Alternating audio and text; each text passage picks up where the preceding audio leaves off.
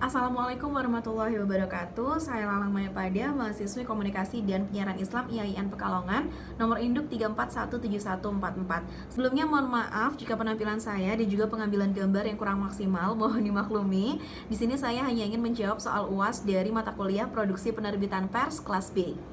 Soal yang pertama adalah jenis-jenis berita. Berita yang pertama ada straight news atau berita langsung. Straight news disebut sebagai berita langsung karena jarak waktu dari peristiwa yang terjadi dengan penggalian data serta pelaporannya itu berdekatan. Prosesnya tidak lebih dari 24 jam atau lebih dari 2 hari. Kedua, ada deep news.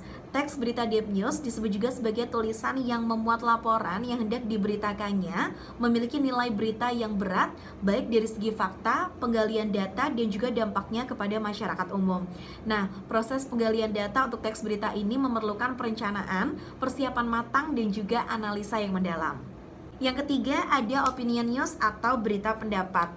Opinion news merupakan jenis berita yang berdasarkan pendapat pribadi dari sudut pandang seseorang tentang suatu hal, ide kreatif, pemikiran atau bisa juga berupa komentar terhadap sesuatu hal yang dianggap penting.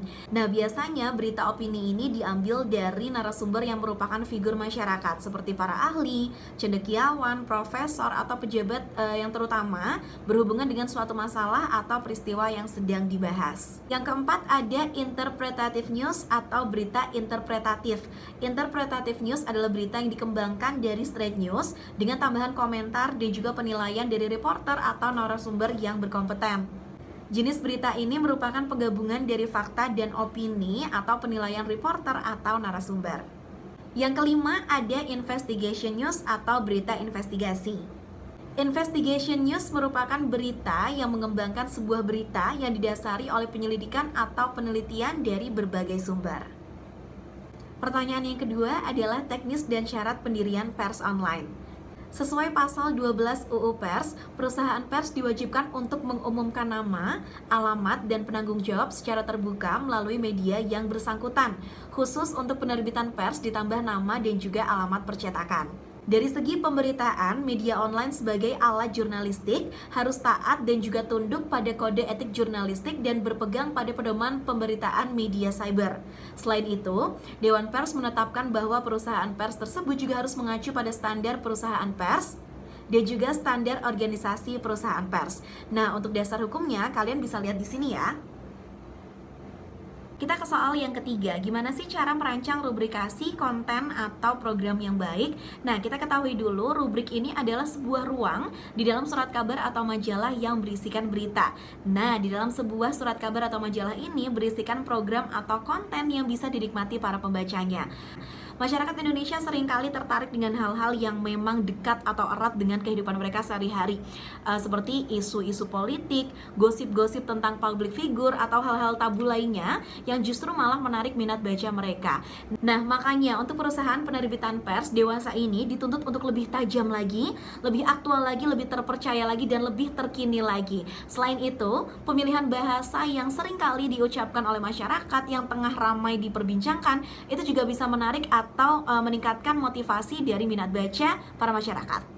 Next, yang keempat ada konvergensi media. Konvergensi media ini merujuk pada dua hal atau benda atau lebih yang bertemu dan bersatu dalam satu titik.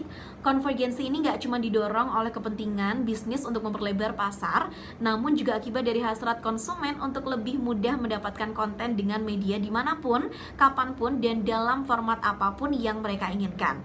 Munculnya fenomena konvergensi media ini menyebabkan banyak bentuk media tradisional harus putar otak agar bisa bertahan dalam perubahan-perubahan yang sangat cepat ini, khususnya bagi penerbit buku, majalah, dan juga koran.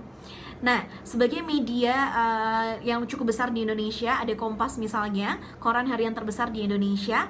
Mereka mulai menata dengan apik koran digitalnya dengan meluncurkan kompas.com. Tapi selain itu, ada juga detik.com yang mulai mengubah format penerbitannya menjadi sistem online.